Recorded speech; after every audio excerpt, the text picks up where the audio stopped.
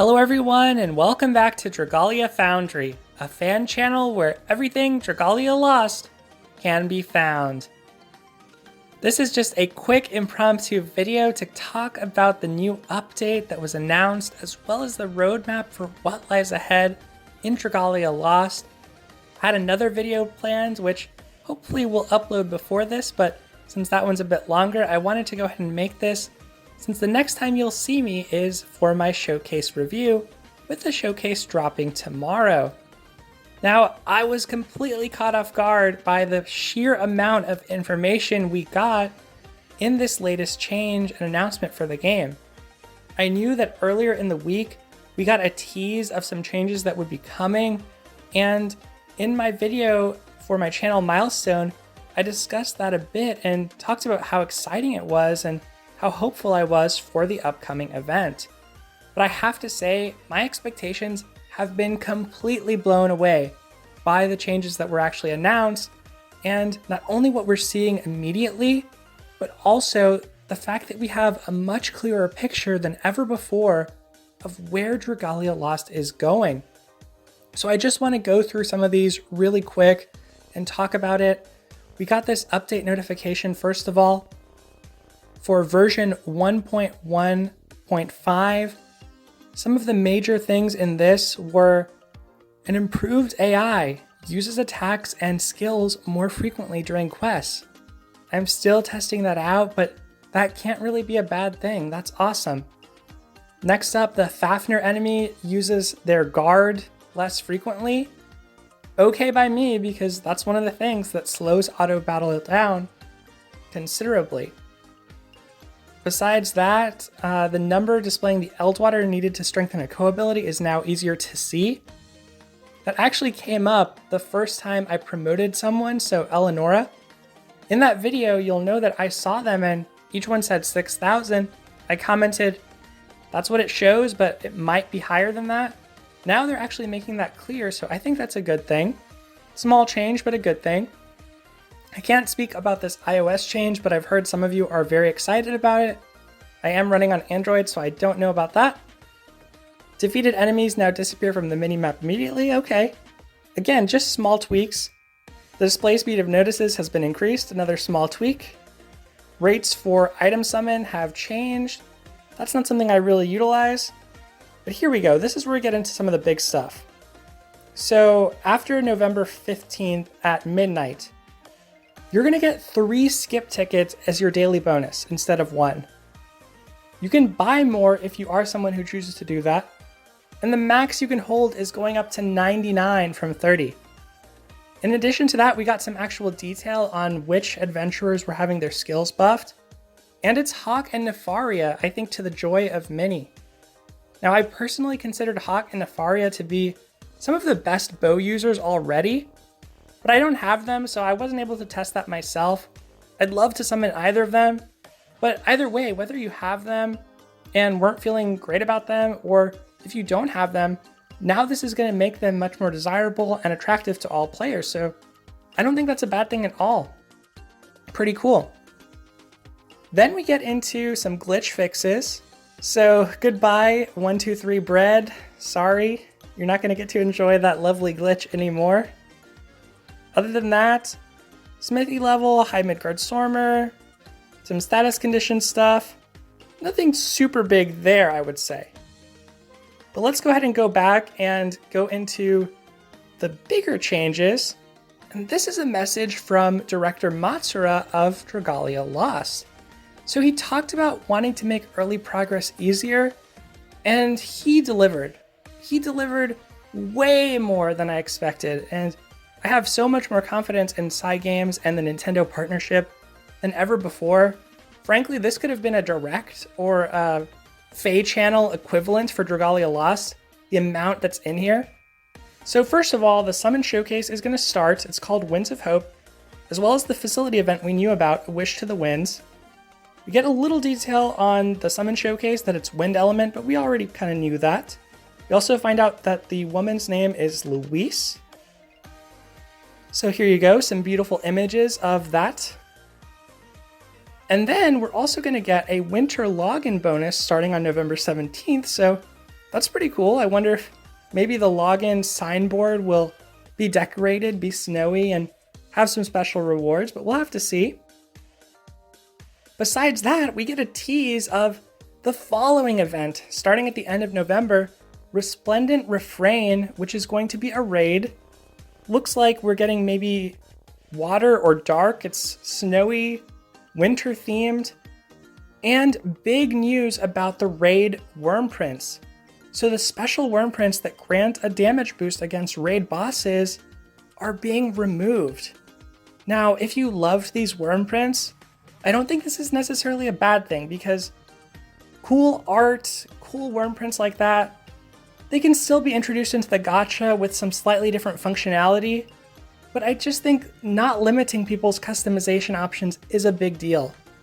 It really did make it so that was the one optimal plan, and I think this is going to be for the best to increase fun. Hopefully we'll get some other freebie instead of getting that worm print, or maybe we'll get a free worm print, but it's a general use worm print. This adventure we're getting from the raid event also looks quite cool, Lucreta, and it says that there are 3 new songs for the event too, which I think it'll be a refresher. I know everyone loves ya, iya, iya, iya, iya, but I can't anymore with that. I'll love something new just as much. It's also curious that this new adventurer doesn't appear to be holding a weapon that we've seen before, so either they're hiding a weapon, or maybe we're getting some type of tome users. We'll have to wait and see on that. Then we get through some info about the direction of the game. So the 1.1.5 update talks about the AI. Also, Avenue to Power, not creating barriers. And now here's the direction part. Adjustments to rupees, mana, and crystals. Players are becoming stuck due to lack of upgrade resources, new players. For that reason, we'll be increasing the amount of mana, crystals, and Eldwater you can get from daily endeavors and login bonuses. So this we kind of knew about. But then we also see that players playing the game a lot do not have enough rupees to craft all the weapons they want. We're going to increase the amount of rupees produced by mines, and the amount of rupees and crystals you get from the Avenue maps, as well as add a master difficulty. That is so cool.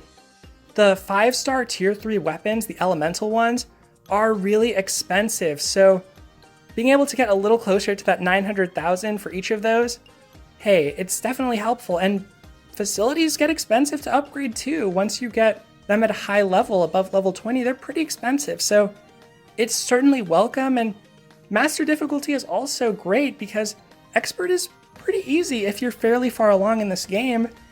Having a higher difficulty with more rewards, really cool. Acquiring resources. You want to make it easier to obtain the resources required for unbinding, mana circles, and crafting weapons. So we're actually going to get a new treasure trade area where we can convert resources and also convert them from low to high tier and back again. This was a huge demand of players because silver level resources, kind of the uncommon level resources, are much harder to get in many cases than the gold rare level. And you'll find that as you continue to play the game, you'll start to stockpile those gold level resources, especially for something like elemental orbs, when your real choke point is silver. So trading down as an advanced player is going to have a lot of applications and is just going to make life way smoother. Regarding adjustments to weapon types, this was a complaint I saw so much about the bow, and I love the bow. Eleonora is my favorite unit. Of course I'm going to love the bow, but I'll even admit, as much as I liked it, it did have a few issues. I don't necessarily think it needed a buff, but I will say that delay in the 4-strike posed a challenge and made battle pretty difficult. So if the 4-strike is able to come out more quickly, and also if the combo can be a little bit more quick, that would help tremendously.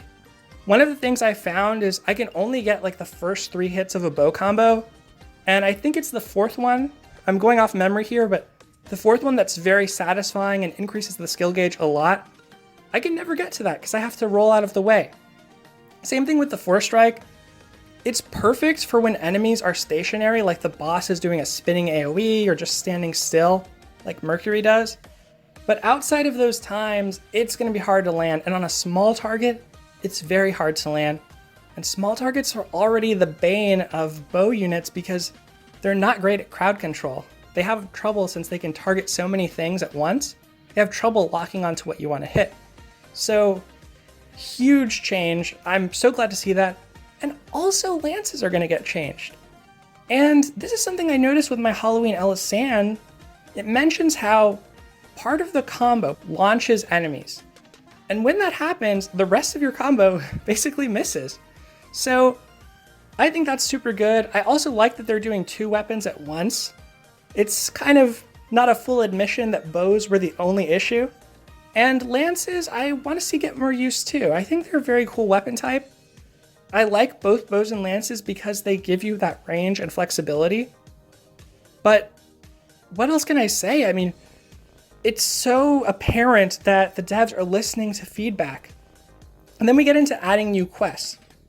And here it's mentioned that there's a gap between the high dragon trials and the master difficulty Imperial Onslaught and Dragon Trials.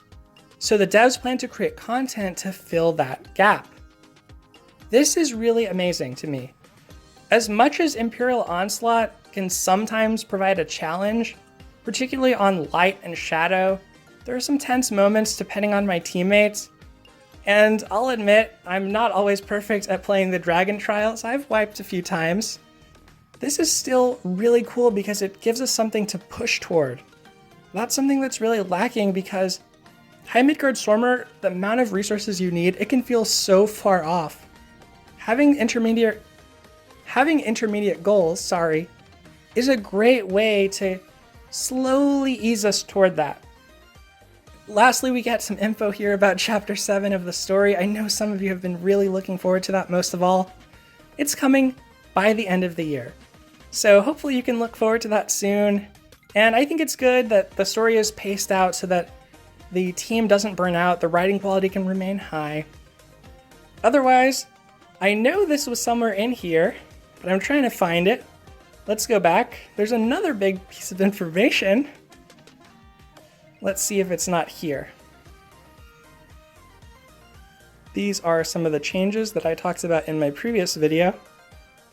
Well, I don't quite see it here, but as I'm short on time and I want to post this to you as soon as I can, I'll just let you know. It's another 10-fold voucher. So you're going to be able to use this on the coming showcase if you want. You're also going to be able to save it if you want until potentially a Christmas or New Year's showcase. So definitely think wisely about how you want to use that. I don't think it's been distributed yet, but you'll likely get it before the end of the day. They usually give you time to summon on the last showcase as well as the next one. We'll have to see. But anyway, thank you so much for tuning in as I go through these updates. I hope you can tell by my tone that I'm just really pumped for these. I think this is a huge change and just it fills me with hope for this game. I think that if we continue to get this level of developer attention to feedback, we're going to be able to enjoy this game for a very long time. So that's always good to see. Otherwise, with that, thank you so much for watching, and I'll see you tomorrow for my showcase review.